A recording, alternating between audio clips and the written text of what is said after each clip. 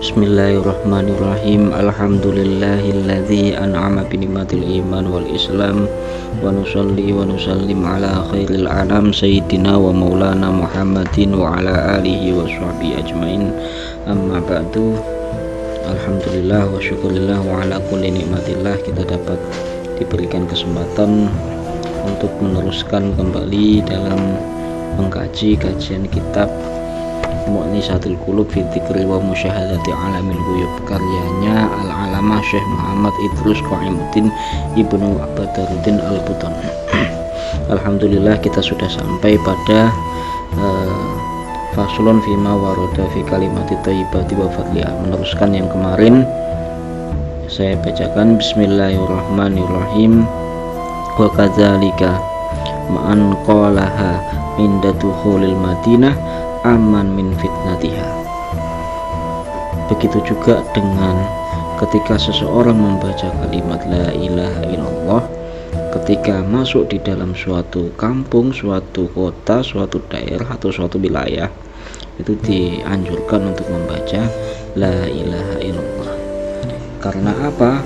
Ketika kita membaca kalimat la ilaha illallah sebelum memasuki suatu wilayah atau daerah, maka Allah Subhanahu wa Ta'ala menjamin bahwa kita itu akan selamat dari fitnah-fitnah yang ada di dalam suatu wilayah tersebut.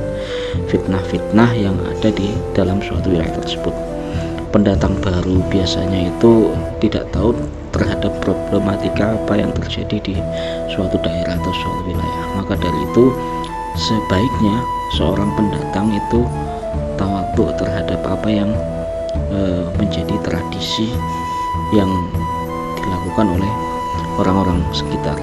Huruf itu penting untuk kita junjung tinggi, budaya, tradisi setempat, kearifan lokal dan lain sebagainya itu perlu kita junjung. Kenapa?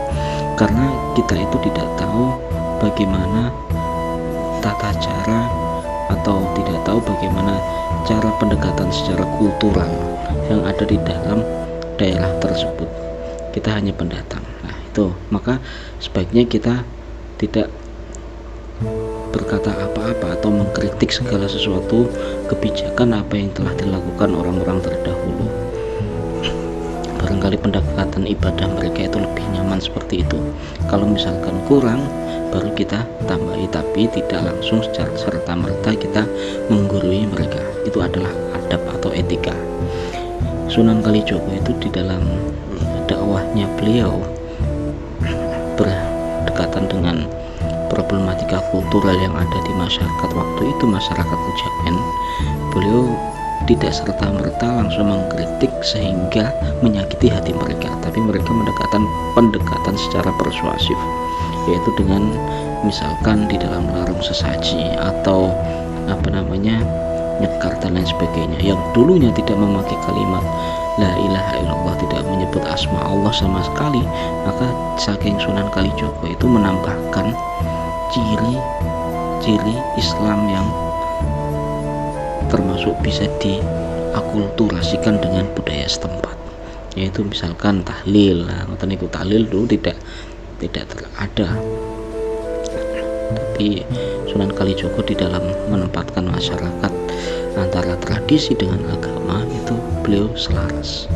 Itu seperti itu. Maka dari itu mengucapkan kalimat la ilaha illallah dan memprioritaskan adat setempat itu termasuk penting, termasuk bagian dari pendekatan dakwah masyarakat.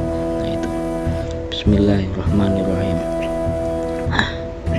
Wa kadza man qala hayya juma'u fikrahu wa arsiluha lidzalimin aw jabbarin qat'ahu.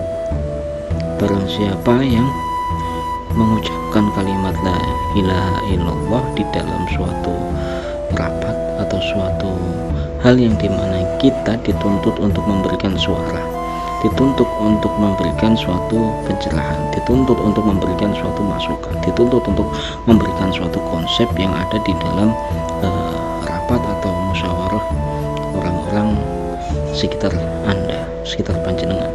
Ngoten niku penting untuk segala apa yang menjadi konsep pikiran kita sebelum kita utarakan kepada seseorang, perlu halnya kita niku dzikir eling kepada Allah Subhanahu wa Ta'ala.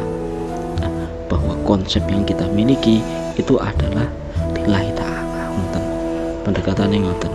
Jadi pendekatan diatur kisik kepada Allah Subhanahu wa taala sebelum kita menyampaikan, mengutarakan suatu maksud kepada audiens atau kepada objek. Itu akan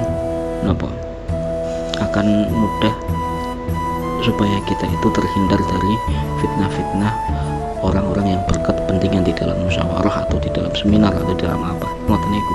Karena kita punya fikrah, punya konsep, punya pemikiran, kemudian kita sampaikan. Nah, yang akan kita sampaikan itu akan bersinggungan dengan hati mereka. Nah, gesekan hati itu kadang ada yang memberikan imbal balik atau feedback dendam, ada yang menerima dan lain sebagainya. Lah, untuk mengurangi hal yang seperti itu, maka sebelum pidato, sebelum memberikan suatu konsep, memberikan suatu pencerahan kepada umat manusia, kepada masyarakat setempat, untuk meminimalisir rasa tersinggungnya masyarakat kepada kita. Nah, itu penting kita menyebutkan lafaz la ilaha illallah dikiriin sebelum kita menyampaikan sesuatu. Dikiriin sebelum kita menyampaikan sesuatu. Nah, ngoten niku adab etikane ngoten. Sekian dari kula. Wassalamualaikum warahmatullahi wabarakatuh.